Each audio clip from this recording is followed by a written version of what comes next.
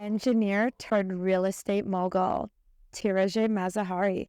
I am so excited to have you on today. Thank you so much for having me, Noya. I really appreciate it. Oh my God, so let's dive right into it. Let's do it. So when people hear engineer, you have a degree, you went to school. What was the eureka or aha moment that transitioned you from engineering to real estate? Honestly, it was the 9 to 5 that I hated. After graduating UBC engineering, I got a top-tier job in a corporate firm in downtown Vancouver, penthouse level. It was people's dream job, honestly. But it was the 9 to 5 that I absolutely hated, and I was building someone else's brand and someone else's name. And it just really wasn't for me. So I decided, you know what, let's do a 180 switch into something that I felt passionate about. And I said, worst case, I'm going to fail and I won't make it. I'll go back to school. I'll get a master's degree. I'll do something. I'll get another job. But I'm really happy with the decision I made. And here I am today. I love it. And so did you grow up in a family of realtors, or why was real estate even one of the options on your radar? Yeah, so my family has been in real estate and development all my life. And when I told my family that I want to go from engineering into real estate, they thought I was crazy, Noelle. You have no idea. As every Persian family would think. Exactly. Yeah. Persian parents, for those of you who don't know, they say your kid has to be a doctor, a lawyer, or an engineer. So I went the stereotypical route, became an engineer, and my parents said, are you crazy? What do you mean you want to switch into real estate? And I said, you know what? I don't love what I'm doing right now. And I want to feel passionate every single day waking up and loving what I do. So it was a great role model of my parents seeing what they were doing, but I took it into a completely different direction and grew my company in a very different way, and I'm really happy I did. Oh, I love that. And you know what's so crazy? I had a similar experience, and growing up with a Persian mother, I had told her I got into naturopathic medical school, and my route was always going to be medical school. It just took a little bit of an alternative route. And I came home after the interview for school telling her how excited I was. Oh my God, Mom, I got in. This is amazing. I'm going to be a naturopathic doctor. I'm going to talk about health, vitamins, everything. And you know what she turns and says to me? My dear mother, I love her so much. She is so proud of me. Are you sure that's what you want to do? I was like, Mom, did you not hear how excited I am? I just talked about it for like 4 hours. Really? Like, really? So I totally get the pressures of just family having a very traditional model of what is success. And of course, they just want the best for their children and to give them the experiences and education and things that they didn't themselves experience. So totally, this is very common in a lot of families across the world. Today, I can tell you, my dad is, of my two parents, the more traditional one. And at the beginning, he was the one who was definitely way more reserved about me going into real estate. And he would say, are you sure you want to do this? Today, we're now seeing that I've taken over all these awards and we have all this company that I've grown. Now he's bragging to his friends. Oh yeah, did you see my daughter became #1 over here? Oh yeah, did you see my daughter became #1 over there? Now he's bragging. So now they're happy so many years later. But the journey to getting to where I am was definitely a struggle, not only to prove it to myself, but to prove it to my family, to my community, and everyone else. But I believe most likely the same thing with you as well, just to get to where you are today, same thing. So Oh, totally. My mom is so excited. All she does is talk about me. So you know what? Now real estate has become such a luxurious position. It's become a role that everybody looks at and they're like, wow, they're driving nice cars. They're selling multi-million-dollar homes. And they're like, how do I become that? Okay, so everyone looks at realtors today, and I feel like, especially for a lot of young people coming out of school, high school or college or university, they're like, wow, these realtors are driving amazing luxury cars. They're dressed to the nines, like fashion show every day at work. What an amazing position. I want to do the same thing. So take us through the process of becoming a realtor and kind of keeping the license active and getting started. What does that look like? Were you with a team, or did you just right off the bat start your own? yeah, absolutely. So I came from a background of engineering, nothing to do with real estate. So I had zero real estate experience whatsoever. So once I left my job in the engineering world, I had to start from the bottom all over again. The most difficult part for me was putting my ego aside and agreeing to starting from the bottom all over again. Honestly, that's the most difficult thing that anyone I think is going to do. So I said, you know what? If I'm going to do this, I'm going to do it right and I'm going to learn from the bottom. So I worked as my mom's assistant to start off. And honestly, a lot of people won't admit that.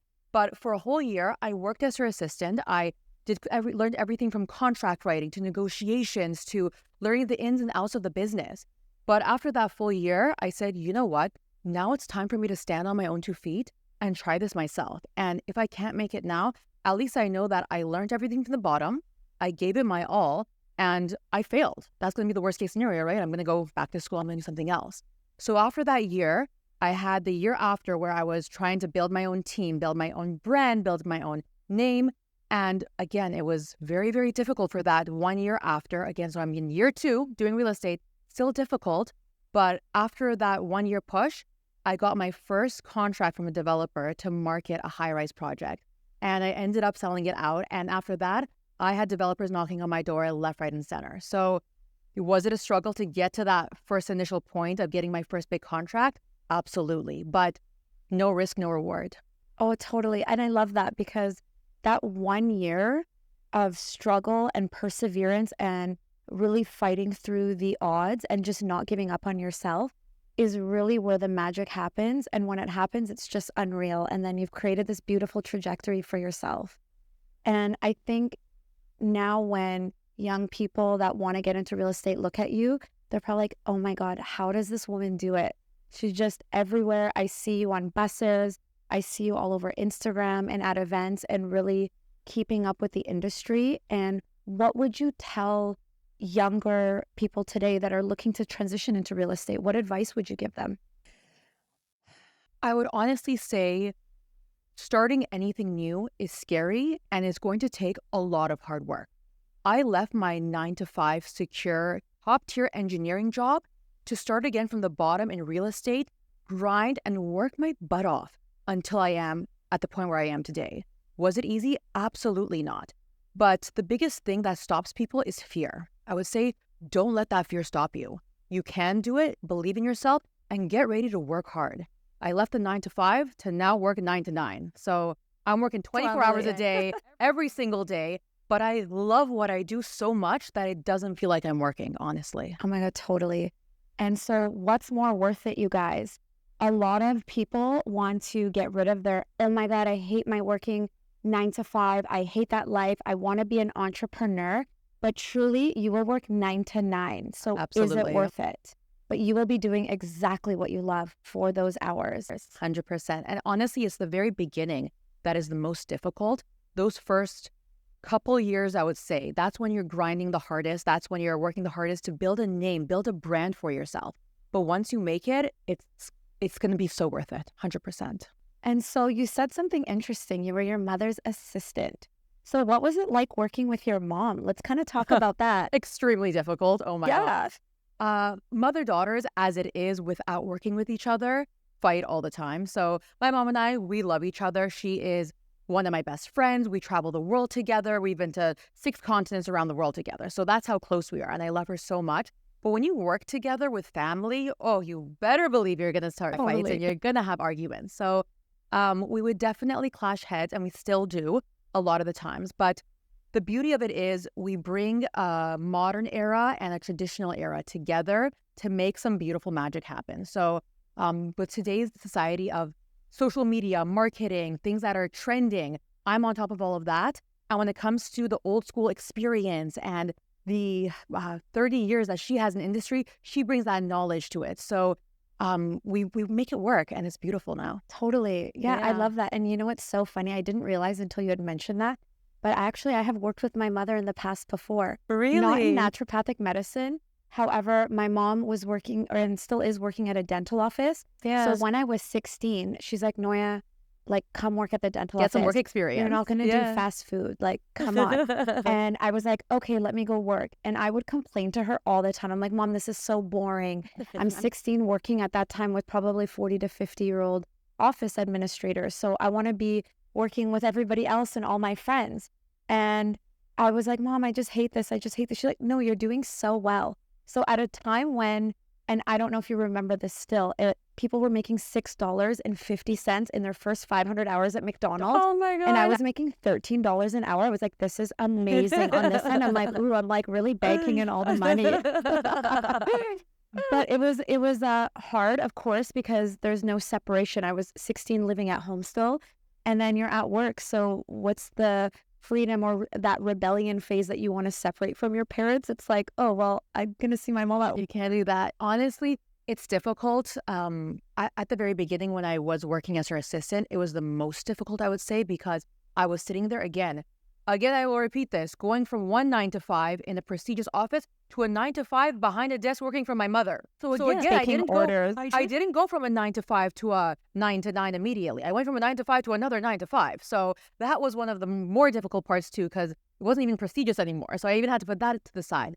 But honestly, we made it work. And I think even if you go working for not family, but going and working for another real estate broker, someone who's very experienced, you're going to end up learning so much. And it's that experience that's going to, even if you end up, let's say, not like myself, but if you end up not wanting to stay in real estate, that experience that you get working with someone who's very knowledgeable, very experienced, is going to help you tenfold. For myself, just being able to learn everything from the bottom, right now, I can give you an example. There was a time where a client called me and they had gone and taken a look at a property at an open house by themselves. It was her and her daughter. And it was a $3 million house in West Vancouver. And they said, Tirajeh, we love this house. We want to write an offer. I said, okay, well, let me come and take a look at it with you. I go take a look. At that time, that's when I was kind of just starting off in real estate. So I didn't have my own assistant back then or anything like that. So I said, okay, well, I'm going to come and I'm going to help you try an offer for this. I literally had my laptop and I went, printed out the contract for them, took it to their house, sat in their living room and had everything. I wrote out everything manually by hand. Right now, I mean, this is back in the day, but right now everything's online. So if you want to do any contract writing, everything, there's certain forms, you basically copy paste it. But back then, I can tell you, I was so knowledgeable, I could handwrite everything and make sure that's how experienced I got. Wow. And I think without having that experience to be able to do that, it's going to be difficult to succeed in this industry. Knowledge is power in real estate. So if you know what you're talking about, if you are up to date with standard practices, standard laws, it's going to make you stand out tenfold. If you know what market trends are, if you know the data, if you know price per square foot of every area, you're going to stand out tenfold and you'll be able to help out your clients tenfold as well. Totally. I absolutely love that. And I do think it is so important to have a mentor. A mentor can rapidly cause your expansion into whatever industry you're in. And I truly believe that.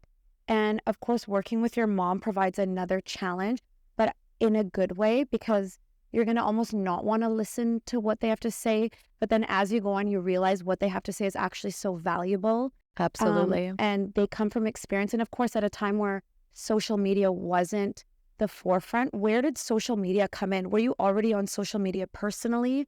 Did you have to take a course in that?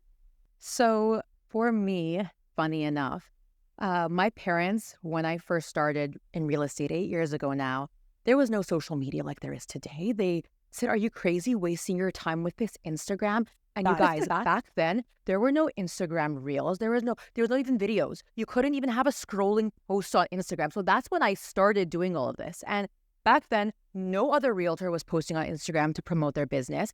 And I remember, Noya, back in the day 8 years ago, people were talking behind my back. They would say, oh, look at this girl. She couldn't make it in engineering. So that's probably why now she's trying to promote her real estate business on Instagram.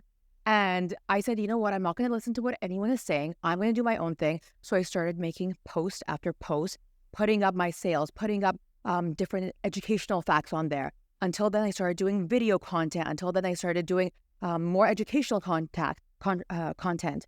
And then one developer started calling me, another one. And now today, those same people that were making fun of me are now asking me, how did you do it? Can you help us to do it? Teach us your ways. So it was very difficult. Anyone who's wanting to get started on social media, it's not going to be an easy route.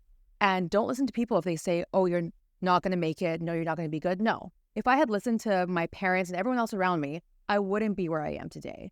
And now they're all cheering me on because I've made it. But at the beginning, it's the most difficult because even you might doubt yourself a lot of the times. Yeah, and when they see your success and they actually just see it in other places, hear it in other places, that's when you get, okay, a little bit of that, gratification and applaud. But it's so crazy. So you really came at a pivotal time where Instagram wasn't that popular for marketing, especially not in the real estate industry.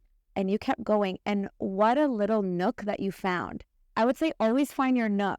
Yeah. She's posting and everyone's thinking, oh, you're so silly. You're just a young girl posting.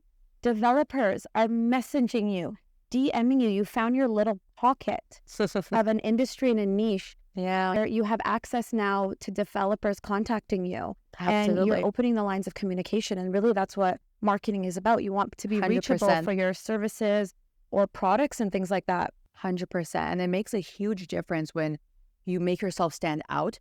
Marketing is all about being different and standing out. I always take a look at different market trends, different people who are doing marketing all around the world. I see what I like, I see what I dislike.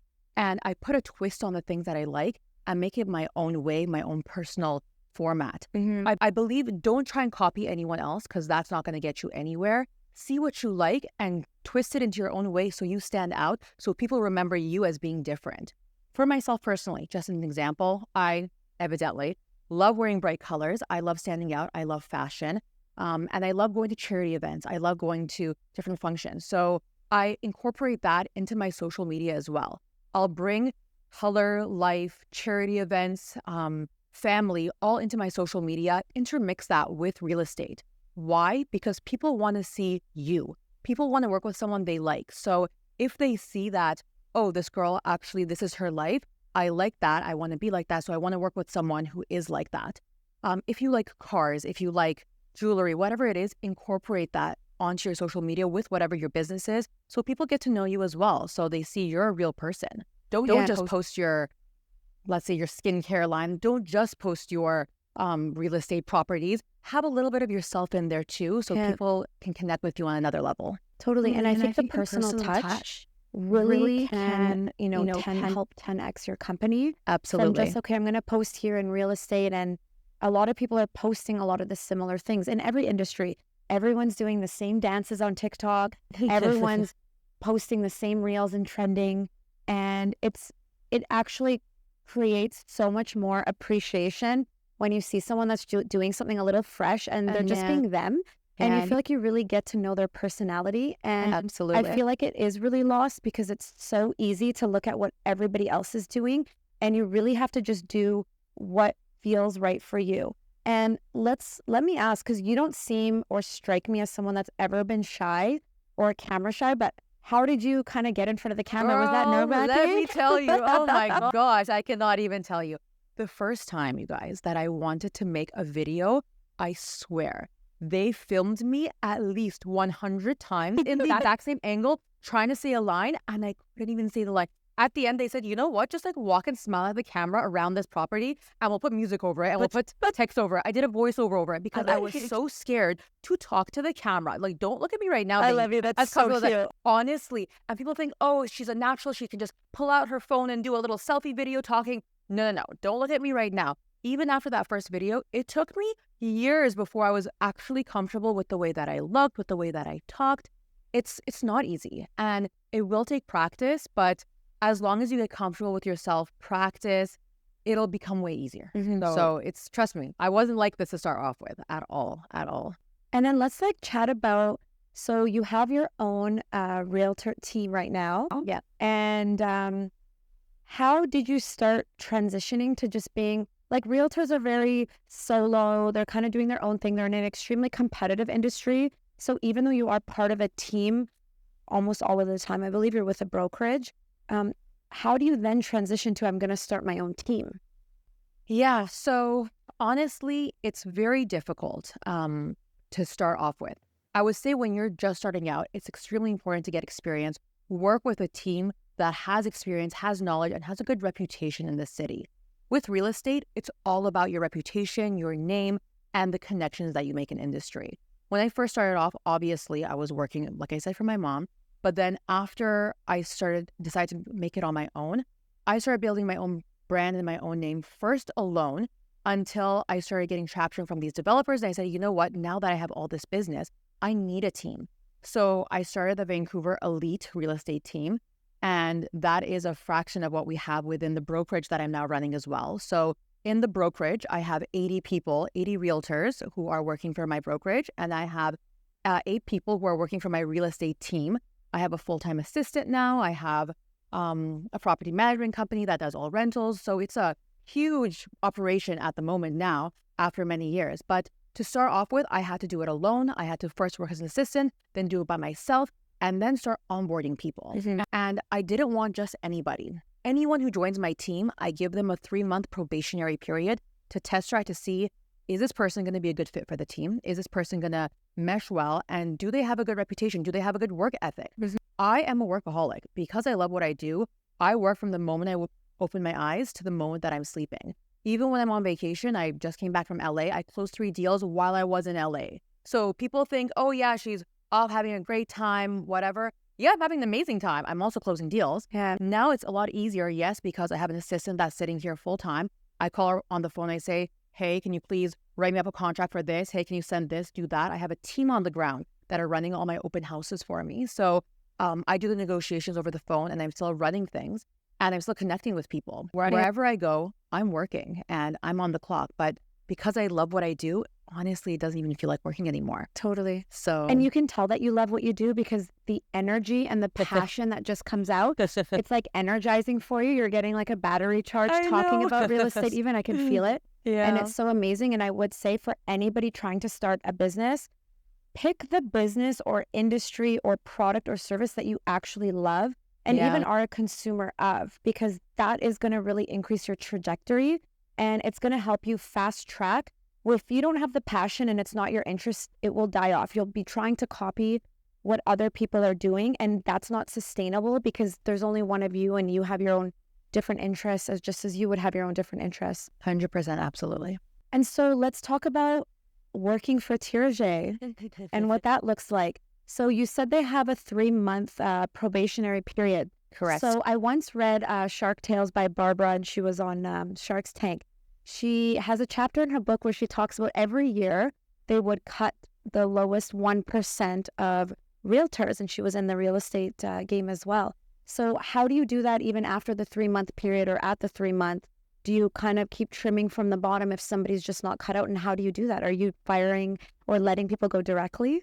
Yeah, honestly, the first person I ever had to fire, it was so heartbreaking for me because it's difficult. You don't want to disappoint someone. You don't want to hurt someone's feelings. But right now I've gotten to the point where if I need to fire someone, I'll do it like this. And it's no problem. If you're not a good fit, I'm not going to waste my time with you. I will give people a chance. I will train them, and I'll have the team train them to the best of our ability. But if you're not keeping up, if you're not putting in the hours, the work, and if you're not professional the way that I need you to be, you're out. And it's not even a question for me anymore.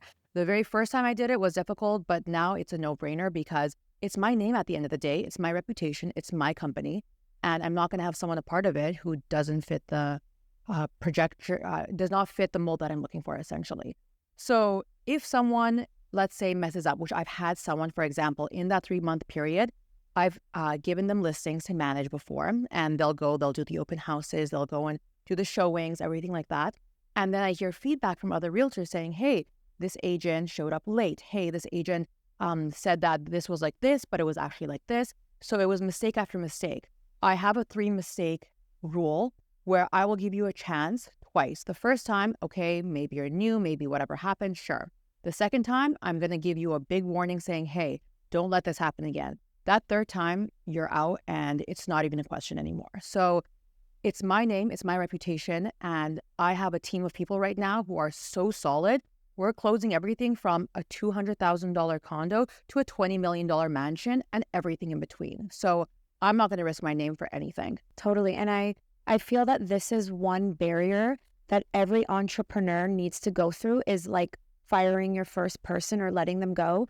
And it does weigh on you. I remember the first person that I ever had to fire, I couldn't sleep for 2 weeks. My sleep was affected as I was just, gathering kind of information about performance and things like that. And it wasn't easy. I cried. Even as I was letting this person go, you do get really close with the people that work for you. And I think there is of course, a professional boundary that you maintain. But I think early on, and the longer you've been with someone, you do become friends and you do connect on a deeper level. So it does make it so much harder.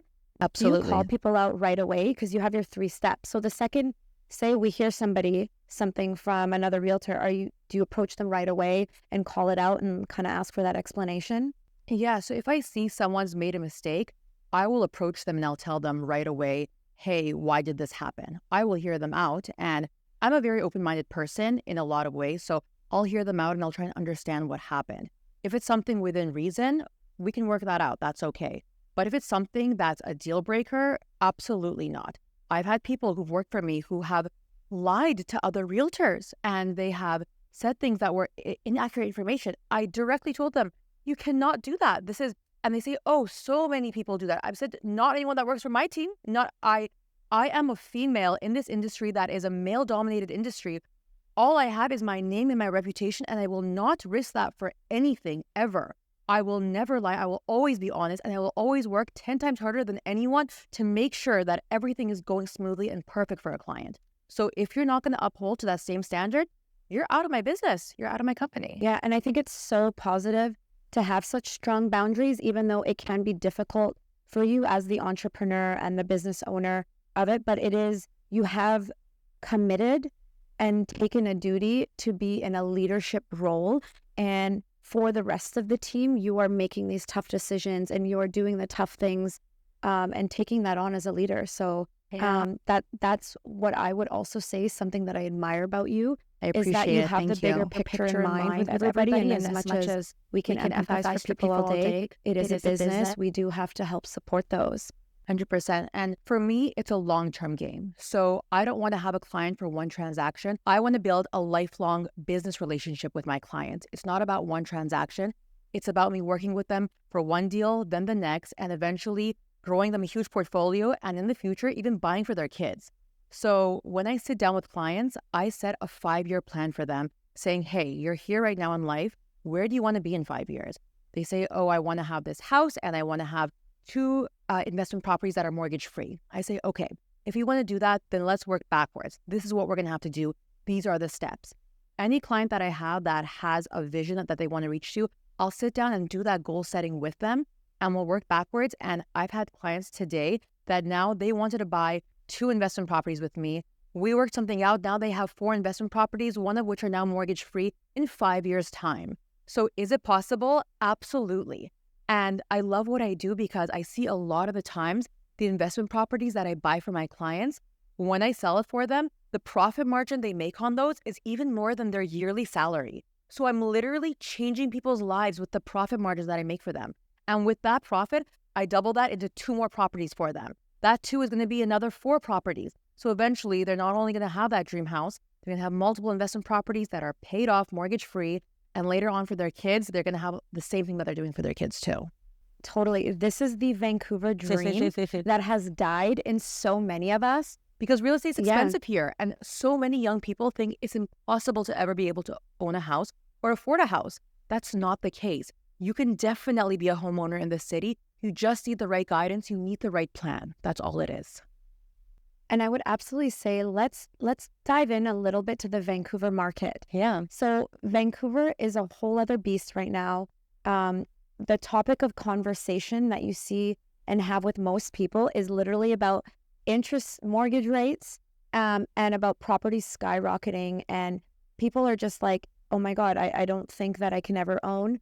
A lot of people's conversation, they're like, I make decent money, but it's crazy. I feel like I can't even afford to live in Vancouver to buy or own the place that I want.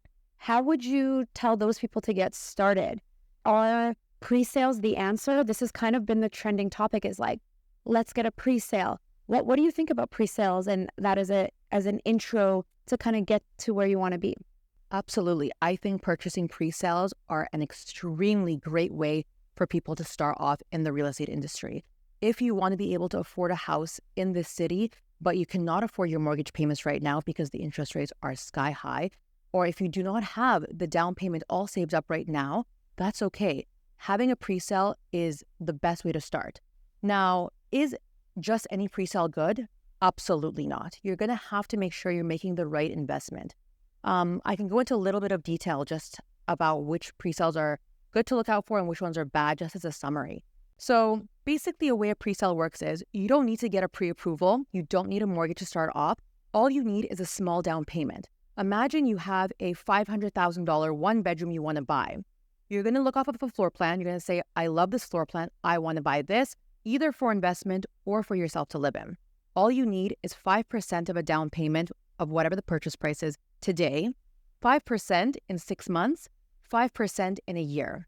Most pre-sales, you only need either 15% or 20% maximum, spread out in increments between a year to a year and a half.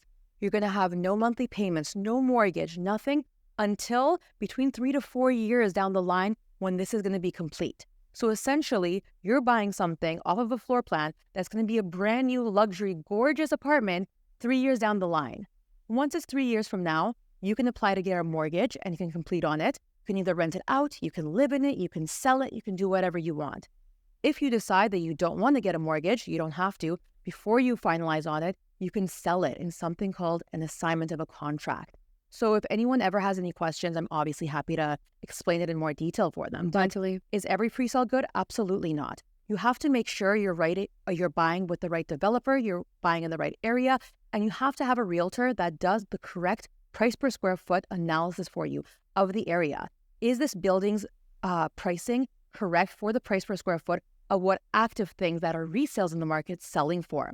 So what I specialize in doing today is I'll go up to a developer and I'll tell them, hey, Mr. Developer, I can come help you sell 30 homes in this building. I can come help you sell 50 homes in this building. But I want it in writing that my clients are not only going to be getting the first access into this building, they're going to be getting the first right to choose their floor plans and the lowest pricing tier. What do I mean? When developers price a tower, they always do price increases as their sales go along. Most realtors don't know this. Most buyers don't know this. And if a realtor does know this, a lot of times they don't tell their clients about this. Why? Because they don't want them to know because the realtor doesn't have access. For me, if I do not get my clients that first access, I won't even touch the building. If I don't think the price per square foot is the lowest of what it should be, I don't even touch the building. Why? Because I'm in the business of making my clients money tenfold. So I want to be able to guarantee my clients after 3 years' time, they're making X amount no matter what. Yeah. So I'm always happy to sit down with clients and explain to them how that guarantee is possible. Totally. And I think this kind of goes with picking somebody that has a lot of experience, just like your realtor, just like your injector, just like your plastic surgeon, because there are benefits and extra knowledge that you pick up along the way, connections, you know how to make certain 100%. deals to price protect your clients to get them the best price for that building and not overpay. Absolutely. So it seems like, obviously you've had to really hit the ground running since you've transitioned, and it's been pretty exponential what it seems. So this is like amazing. And I still see you as there's still a lot more to go. Absolutely. I don't think you're anywhere near being done. What is a transition period that in your career that was very difficult that people might not know that you had to overcome? Or other realtors might not know that this will come when you get to a certain threshold in your career? Absolutely. Honestly, the real estate market, the best way that I can explain the real estate market is that it's like a sinusoidal wave, but on an upward scale. So what does that mean? We're going to have ups and downs in the market. There are going to be times when the market is slow because interest rates like right now are very high, and it's going to be more difficult to have sales and have activity. What do you do then? You double down, you triple down on your marketing, you triple down on different opportunities. When there's a down, there's always an up. When there's a no, there's always a yes. So in my business, I always look for that yes. I never take those down times as, okay, I'm going to be lazy, I'm going to sit down, I'm not going to do anything. No. If the market's slower, I think, what can I do that's going to 10x my business once the market is hot again? So during those down markets, yeah, it's been difficult for a lot of people. For me, because I do work with a lot of these developers on really large scales, I work with them during these down markets to prepare their project launches for them. So I do specialize in working with architects, with interior designers, with developers on their price performas for their towers. So when I say for these pre-sales, I do have access to getting that first tier of pricing, is because the developer works with me saying, hey, what's the price per square foot we should list at for our first round of sales? After we do 20% of sales, what should that price increase be? After we get to 30% of sales, what should we increase the price to then? Because the developer wants to be able to reach a target price, I say, you know what, if this is the amount of money you want to make, then we should price it first to this to get our sales up, and then we'll do the increase like that. My clients will always be buying in the first round, so I mean, they're making their profit margin. Totally. But I'll be working with the developer in those downtimes to be saying, you know what, in 3 months' time, that's when the market's going to be up again. That's when we should launch. We should do our marketing from now. They'll hire me to do their marketing for them. They'll hire me to work with their architects on their floor plan designs. So I make it work. I don't sit down. I don't take no as an answer. I don't take a slow market as an answer to just sit down and do nothing. Yeah. And, it's crazy because we all have these trends where we're like, oh, this month just is slow, or it's just a slow time, or it's not that busy right now, or, it's summer, people are traveling. And I truly believe if you are a pioneer in your industry and just building on that trajectory, that you don't have to follow the normal trends. Absolutely. You can keep going and you can create your own little niches. Absolutely. You can create your own niches where it is super busy right now. Absolutely. And that's keeping a really good clientele, having those long-term connections with your clients and doing multiple deals with them. Yeah. Like I said, for me, I have sold everything from a $200,000 condo to a $20 million mansion and everything in between. Every client is important to me. It does not matter whether they're looking to buy their first house or they're looking to buy their 100th investment property. I will go into a building, into a high-rise tower. I'll sell a whole floor to a client. I'll have one where it's their first investment they're ever making as a young couple. And I know that I'm going to make that into their second, their third, their 10th property eventually for them. Every client's important for me, and I love what I do. So for me, it's important to share my knowledge with those people and to be able to give them the best real estate experience they've ever had. Mm-hmm. And you mentioned you've sold $200,000 properties, you've sold $20 million properties. So when new realtors come out, and even for yourself, was it always your vision to do the luxury $20 million houses in West Van, or what was your vision for that? For me, it was always about being able to help people more than anything, because selling the $20 million mansions has this prestige. It's beautiful, it's luxury, it's gorgeous, it's selling sunset, it's amazing. But it does come with its own difficulties. When the market is slow, like it is right now, the luxury sits on the market. So you're going to be marketing it for 6 months, a year, 2 years sometimes, and it might not sell. You might lose the listing. So it's important to be able to have diversity in your real estate portfolio. When the market is a little bit softer, affordability is extremely important, because everyone can still afford something that is, let's say, in the $500,000 range to $1 million versus that $20 million range. So because of that reason, I like to have everything in my portfolio. Right now in my brokerage, like I said, I have 80 realtors, and these 80 realtors will sell everything around Greater Vancouver, from North Van, West Van to Surrey, Delta Langley, all the way out to Richmond, UBC area, downtown Vancouver, where my office is as well. And we'll sell everything in between. Why? Because there's going to be a market for it. There's going to be a right time to sell. And it's important to have that diversity. Mm-hmm. So you mentioned something interesting. So you mentioned you could lose a listing if it, takes a little bit too long to sell. So tell us about a time where you did lose a listing, and what did you learn from that? Yeah. So let me think of a good example. I had one time where a client was very unrealistic with the price that they wanted to set. And I was just starting off in my business. Right now, I've become so comfortable with firing clients or rejecting business, because I just genuinely don't have the time to deal with someone who wants an overpriced listing to just go on the market. I'm not looking to have a listing to have a listing. I have too many listings to deal with that right now. For me, it was the beginning of my career. I was so excited. I'm like, oh my God, it was a $6 million house listing. Oh my gosh, this is so exciting. And it was difficult because the actual value of the house was around 4.8 million, so around that range. And the client said, no, I want 6 million. And if you don't want to take on the listing, there's so-and-so and so-and-so that will. Ooh. So obviously, for me, I said, I was just starting off. It was one of my first bigger listings that I was getting. I said, no, I want to do this. Of course, don't worry about it. And it was difficult. Why? Not because I wasn't doing my job. Every single weekend there were open houses. The marketing was all over the city. There was everything was happening. But it was just an overpriced listing where the seller would not agree to do a price reduction. And they said no, they thought that I was the problem.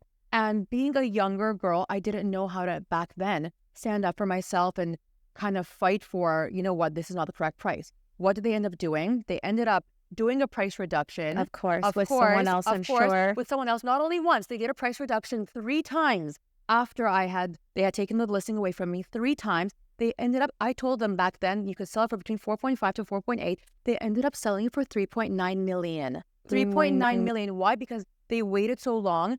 The listing history got ruined. They didn't listen to me right off the bat. And I think the realtor they had at the very end just didn't really care. They weren't hosting open houses for them anymore. And they were just sick of having this listing. They couldn't afford the payments anymore. Yeah. They had to sell it for a much lower value than what I had said. So I think that's one experience that I had when I was just starting off in the industry, that if it's any advice you can give to younger realtors, stand up for yourself or bring on someone to the listing that has the confidence to be able to say to a client, hey, no, this is overpriced. This is not going to sell. Totally. And confidence, I feel, in any industry that you get into is one of those things that you build with time and through these experiences. And if real estate was so easy and being a realtor was so easy, you would really miss out on a lot of these things to have a boundary to really give your expertise of pricing, of strategy, of, okay, if you want to sell it fast, or do you not care if it sits on the market and you want the price you want? Absolutely. Yeah. For me, my engineering background comes into so much effect in my real estate world now because I do price per square foot analyses. It's all black and white numbers. I take the emotion completely out of it. So I look at the numbers, I see what makes sense, what doesn't make sense. I will make sure that my client is getting the best deal no matter what the situation is. So having an agent that has that knowledge and is up to date is also extremely important. Totally. Okay, and so we can see that you're just a work tiger and tycoon in real estate. What do you do on a daily basis? Like, what is your spiritual or personal development or kind of mental health thing that you do for yourself every day so that you don't get burnout? So I'm huge into sports and athletics and staying fit. So I love hot yoga. I love going to the gym. But other than that, which I'll do X times a week, this is almost a little bit embarrassing, but I go crazy for music and dancing, Noya, so much. In my bathroom, every single morning when I wake up, I will blast music and I will dance. I will get ready in the car when I'm driving everywhere. I'll be blasting music, singing, dancing in my car. That. And honestly, it's such a great outlet for me. That creative side of myself, I just let out that energy. I get so happy. Even when I'm frustrated, music just really helps me. Dancing it out really helps me. I saw this one episode of Grey's Anatomy where they were dancing like crazy. That's me. Like I will just let it loose.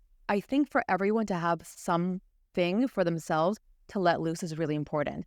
So music is one part, but for me, being active, working out, hot yoga, oxygen yoga, hot yoga, Pilates, so important for my mental health. It's not even funny.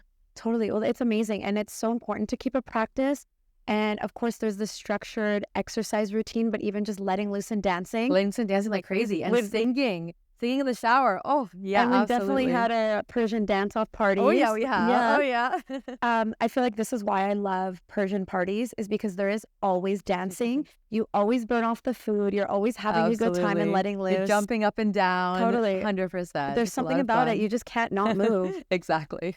Well, it's been such a pleasure to have you. We're going to finish up with a little rapid fire. Let's do it. Why not? Let's do a quick rapid fire. Okay.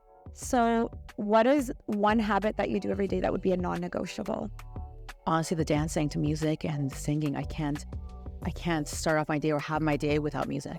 Totally. You need to let loose a little. Yeah, I do. Absolutely. What's the last book you read? 1,000 Splendid Suns. Okay, amazing. I haven't heard of that one. Yeah, it's a really good one. It's a little bit emotional, but it's a good one. Oh, sweet. Yeah. Okay, so coffee or tea? Tea every single day. Oh my gosh, I'm a tea girl. Every morning when I wake up, I have to have my cup of tea every single day. What's the shortest guy you've ever dated? Oh my gosh. I'm a tall girly, okay? I'm 5'8". So 5'8" has been the shortest that I've ever dated. I don't mind if they're shorter and when I'm wearing heels, but in flats, I'm like, gotta at least match in my flat. Has to be a good, like, kissable range. Yeah, exactly. Love it. Well, it's been such a pleasure to have you on board. Honestly, it's been so great getting to know you a little Thank you bit for more. having me. Absolutely. It's such a pleasure. Thank you. And where can people find you? Yeah, if you want to find me, you can find me on Instagram at Tirajeh Tirajehm, or at vancouverelites.ca. Feel free to reach out to me anytime. Would love to connect with anyone.